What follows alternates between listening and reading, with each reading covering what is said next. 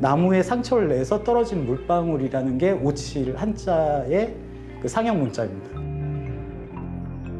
기원전 3세기부터 저희가 꾸준히 이 동양의 도료로서 아니면 다른 접착제로서 강한 강도를 접착력을 가지고 있듯이 어떤 장식을 하는데 상당히 뛰어난 효과를 볼 수 있는 부분이 있어요. 오칠이 광택이 났을 때 자기가 갖고 있는 발색이나 이런 색감들이 상당히 뛰어나다는 걸, 그런 부분의 매력을 느끼고 과거와 미래를 좀 담아보고 싶은 마음에 좀 뒤낭이라는 작가명을 하고 있습니다. 저는 대한민국 오칠 작가 뒤낭 이용선입니다.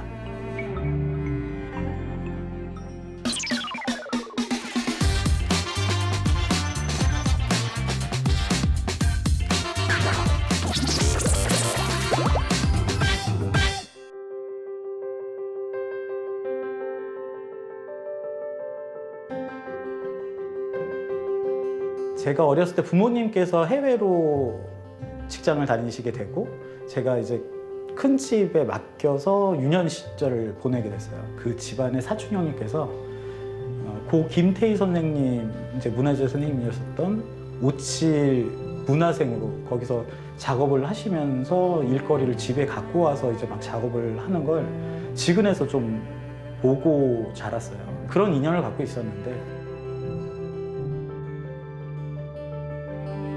그러다 보니까 나중에 오칠라전학과라는 학교에서 자개를 썰고 그걸 장식을 해보고 또 오칠을 해서 그런 마감을 하면서 막 이루어지는 이 모든 공정의 과정들이나 아니면 거기에 나오는 결과물들에서 상당한 매력을 느끼게 되더라고요. 아, 이런 거를 좀 뭔가를 해보면은 좋은 결과물들을 갖고 어떠한 새로운 도전을 하는 데 있어서 어떤 유니크한 뭔가 아이템적인 요소로 발전할 수 있지 않을까라는 생각을 갖게 됐습니다. 프랑스 작가가 만든 오칠 작품을 그거를 좀 복제, 그러니까 똑같이 하나를 만들어 달라는 의뢰가 들어왔어요. 그 작가가 프랑스의 100년 전 장뒤낭이라는 작가였습니다. 100년 전에 프랑스 작가가 오칠로 한국과 일본과 중국에서만 나는 그 재료를 가지고 만들었다는 게 조금 저에게는 상당히 큰 충격으로 와닿았어요. 그리고 그 디자인 자체도 저희가 알고 있던 그런 디자인이 아닌 그때 당시에 그 풍의 선형과 이런 기하학적인 문양, 여러 가지 장식적인 요소를 가지고 했다는 것 또한 너무 놀라웠고, 그 100년이 지난 작품이 아직도 보존성이 상당히 뛰어나고 아름다웠던 부분에서 오칠에 대한 해석이 많이 달라지는 부분이 됐습니다. 장뒤낭의 그 작품들을 이제 연구를 하고 자료를 찾고 하다 보니까 장뒤낭이 자기 유럽 이제 프랑스에 가지고 있지 않은 소재를 가지고 거기에 뭔가 접목을 시켜서 하려는 그 노력이나 이런 부분들이 어떻게 보면 지금의 제가 다시 한번 그런 해외 우리나라의 이 오칠을 다시 한번 좀 알릴 수 있는 그런 좀 계기가 됐으면 하고, 그런 현재 한국의 뒤낭이라는 작가의 이름으로서 그때 당시 조명이 됐던 부분을 다시 한번 조명이 됐으면 하는 바람에 또 뜻을 같이 하고 싶어서 이제 한글로 뒤낭이라는 발음 그대로 가져와서 쓰게 된 겁니다. 제가 했던 것들이 이제 콜라보 작품이 상당히 조금 있는 편입니다.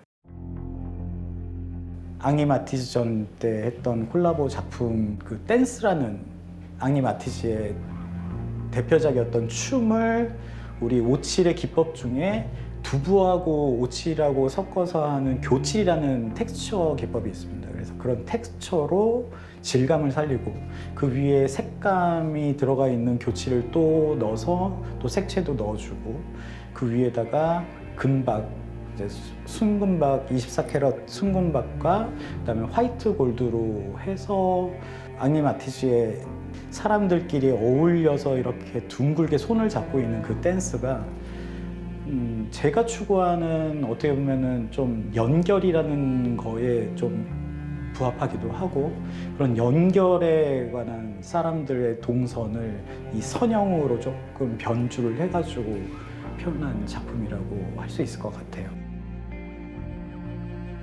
그리고 또 다른 작품으로는 그 뮤직이라는 작품이고, 똑같이 오칠의 텍스처 기법을 활용하고 또 선형으로 이제 동선을 활용하기도 했었고, 또 저희가 이제 침건 기법이라고 하는 오칠 표면을 파서 그 안에 오칠을 이제 조금 골에다가 채우고 거기다가 분체로 반짝이는 분을 떨어뜨려서 장식하는 기법을 활용해서 좀 다양한 선형들이 면을 이루고 연결되는 그런 형태로 조형을 해서 했던 작품이 있습니다.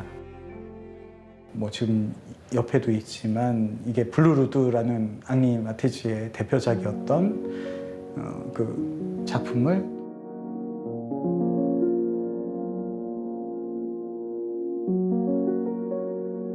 에그쉘이라고 해서 우리나라에선 난각이라는 표현으로 쓰고 있는데, 그 에그쉘로 해가지고 이런 균열감과 이런 걸로 해서 좀 표현을 한 건데, 이 난각이라는 것 자체가 계란 껍데기잖아요.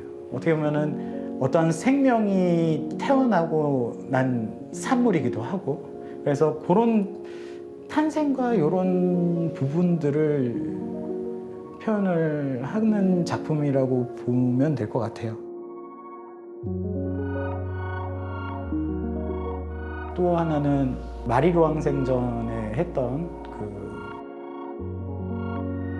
눈이라고 하는 나전 장식의 가방이라고 할 수 있을 것 같아요. 어떻게 보면은 저희가 이치까지 보았던 아니면 가구나 이런 오칠 기물이 아닌 조금 현대적으로 사람들이 좀 대중적으로 좀 관심을 가졌으면 하는 마음에 패션적인 사실상 오브제일 수도 있다고 생각하지만, 보여줬을 때는 사람들한테는 좀 화려한 부분들이 오칠로서 어느 정도 표현이 되는지를 좀 보여주고 싶었던 부분인 것 같습니다.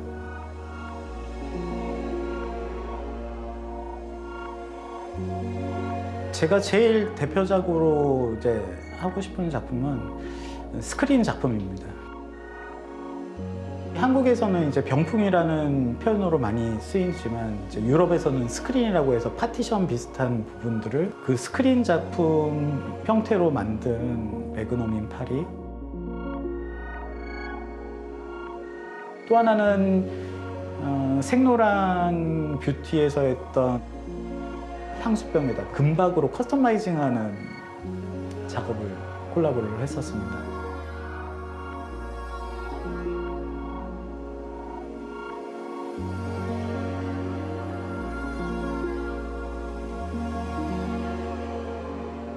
금박 같은 경우는 10,000분의 1mm, 그러니까 0.0001mm의 상당히 얇은 두께를 가지고 있는데, 그냥 손으로 금박을 이렇게 비비면은 녹아서 없어지듯이 이렇게 얇은 소재입니다. 근데 그거를 만약 오칠로 장식을 했을 때는 손톱으로 긁어도 벗겨지지가 않을 정도로 강력한 이 조합을 이룰 정도로 접착력이나 아니면 그 강도를 띠고 있거든요. 그러니까 그렇듯이 어떤 뭔가를 장식을 하는 데 있어서의 특화가 너무도 뛰어난 거예요.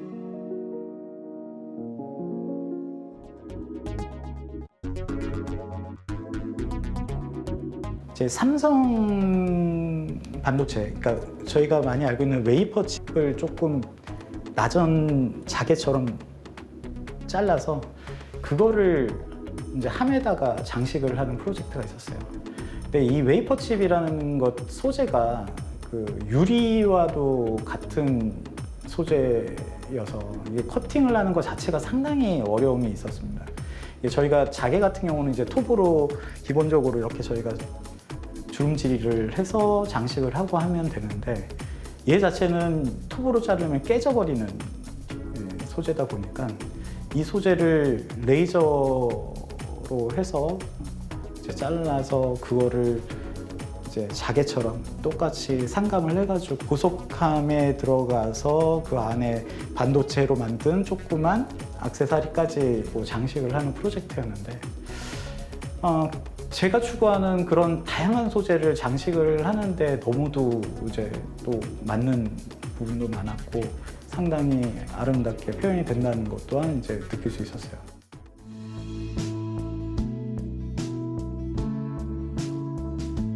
프랑스 파리에서 100년 전에 이게 우리가 쓰는 소재를 가져다가 거기서 뭔가를 시도를 했듯이 지금은 우리가 갖고 있던 이 소재를 가지고 다시 우리가 지금은 새로운 걸 시도를 해야 되는 시점이라고 봐요.